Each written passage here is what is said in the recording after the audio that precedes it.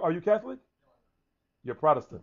I don't want to take that label either. As Huh? you can tell, I'm not from here, and I like to keep clear of the Yeah, you sound like an American. I am. Oh, my man. What's up? Yeah, you sound like American from the beginning. Yeah. Just off the record, where are you from? From Grand Rapids, Michigan. I just did some talks there. I was just there. Yeah. I'll have to get headed back there someone to get some exchange of I contact. just left Grand Rapids. Okay. So just on the question of the Immaculate Conception, that it is the Catholic doctrine that Mary was conceived without sin. That I don't think is what you're saying. And without sin, meaning she was not a fornicator. She was not a fornicatress or an adulteress. No, but that she herself, when she was a baby, was born sinless. This is a doctrine that I do not hold. You know something?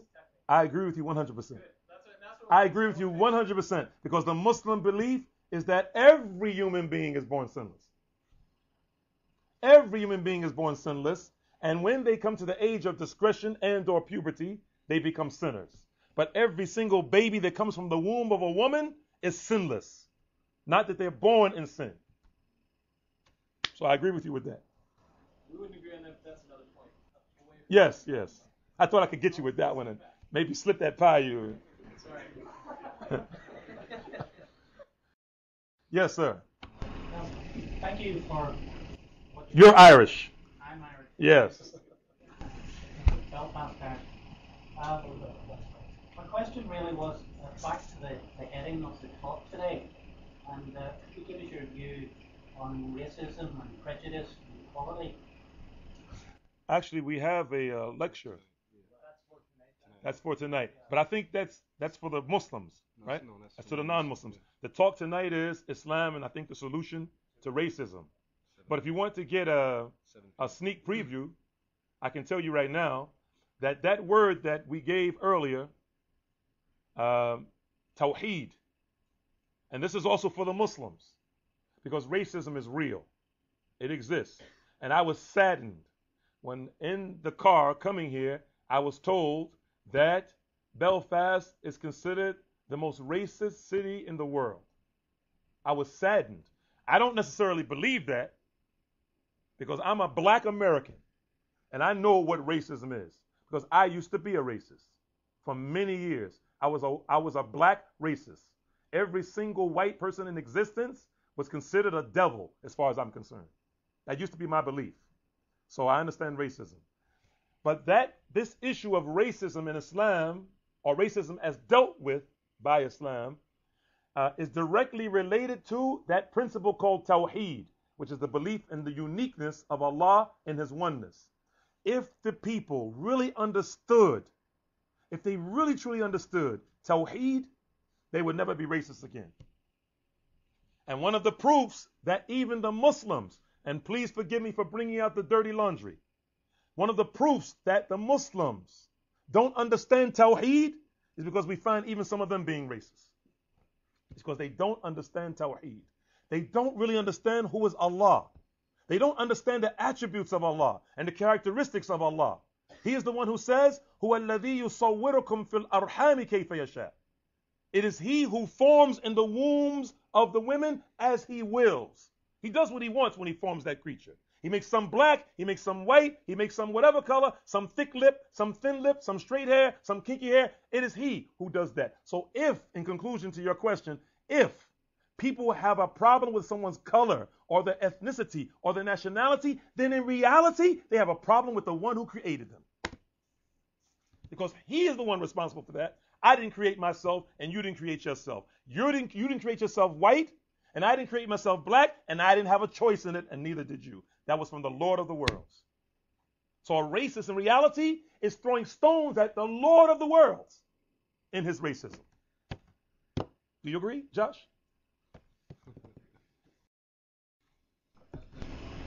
Thanks for that last point. That was very helpful as well about racism.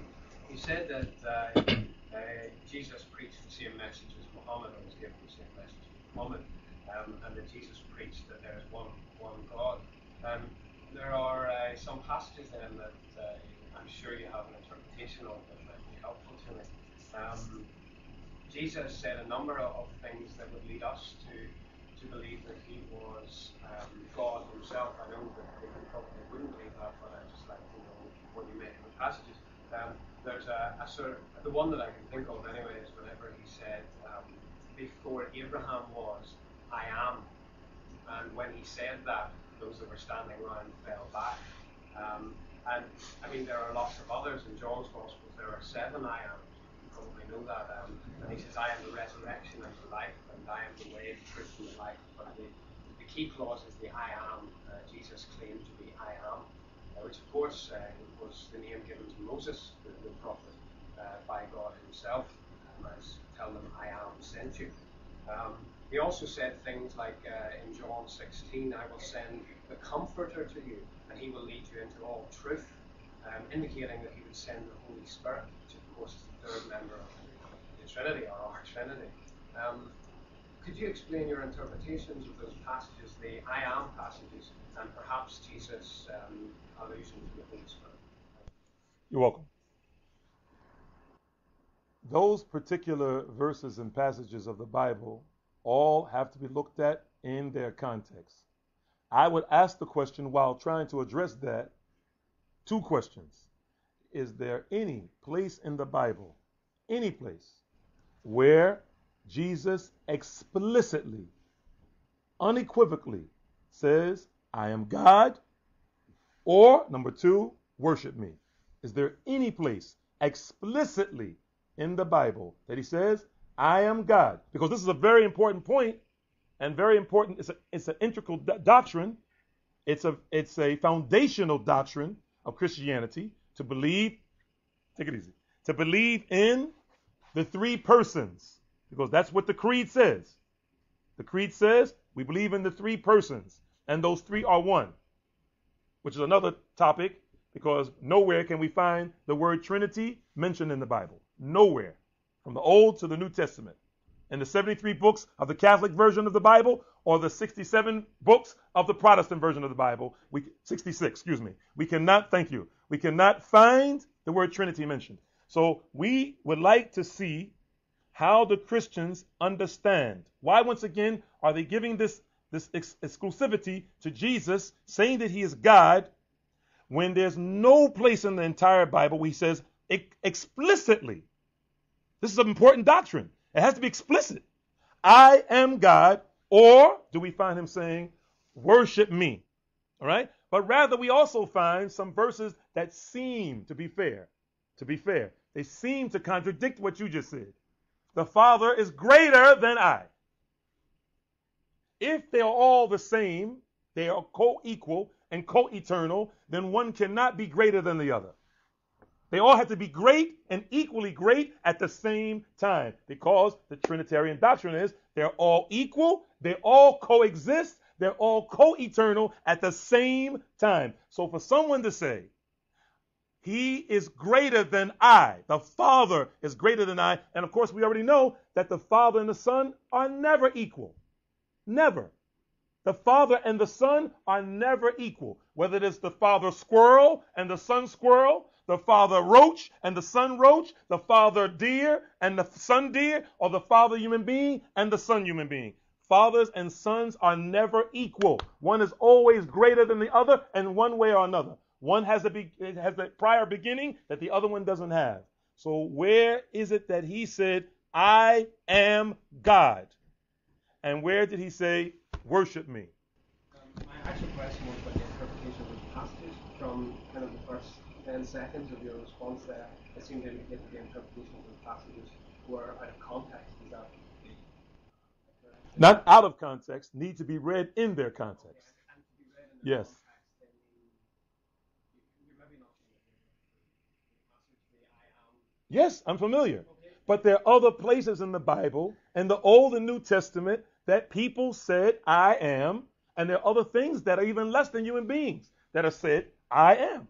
And from the language point, if we go back to the Greek, if we go back to the Aramaic, we can find the same thing being mentioned by other people. I am. So the particular interpretation you take on that is that I am is just like any other I am. Yes. Okay. The other verse then that I can think of is whenever Jesus says, I and Father are one, I and my Father are one. You must, I know that. You mean in the book of John? Yes, you say that there is no specific point where Jesus says that he is God. And I agree with you that he never actually says the words, I am God. However, he did say that I am the Father of one. Yes. Read the verses that came before that. The verses that come before that indicate him talking about plucking a sheep out of someone's hand. That the only one that can pluck them out of the hand are who? The verses before that. And that's where he shows, he says, in terms of plucking the sheep, he says, I and the Father are one. But if you keep reading, the next verse right after that explains that verse. Just go back and look for yourself. In terms of the statement of the sheep. But as for the attributes of Jesus and the characteristics of Jesus, the Father is greater than I. Contextually. Just go back and look at those verses. Yes.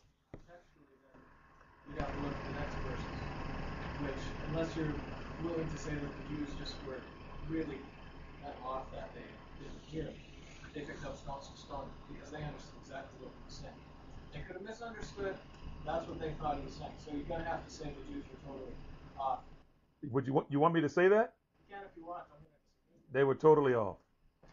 But they understood, standing in their context with the man in their cultural and historical context, much closer than any of us are, him to be saying something for which they're prepared to pay. I agree with that. That I totally agree with you. They were. You do ask by more explicit when you be when you say a statement that people are prepared to kill you for. And if it is not what you're saying, it seems odd that you wouldn't re-educate or clear up the misunderstanding. But you must agree that you have to go back to those three persons from your creed. Those three persons, it says they are co-equal. They co-eternal. And if they are co-equal and co-eternal, that means co-eternal means they all exist at the same time and they never cease to exist. For if one ceases to exist, the other two have to cease to exist. That is the Father, the Son, and the Holy Spirit. So then why is it that he said in a supplicant form, supplication, Ila, Ila, lama sabachthani. My God, why hast thou forsaken me? If he himself is equal to God as the Son of God, why is he making a supplication, calling on someone in a state of helplessness, which God can't have as an attribute? God can't be helpless. Why is he calling on someone that's greater than him? Yes. The problem with that, though, is you're going back to argue from something that you've already said is possible to be a God. But in the Christian doctrine is that Jesus Christ, coming as God, emptied himself, Philippians we talk about, and that he being in the form of God didn't think equality with God was something to be retained, something to be grasped at, but he emptied himself, being found in the form of a servant. He humbled himself to the point of death, even death on the cross. That's what it comes back to, that he had these things and set them aside. But that, of course, goes back to the question of how can two be equal, and how can you say the Father? Or three.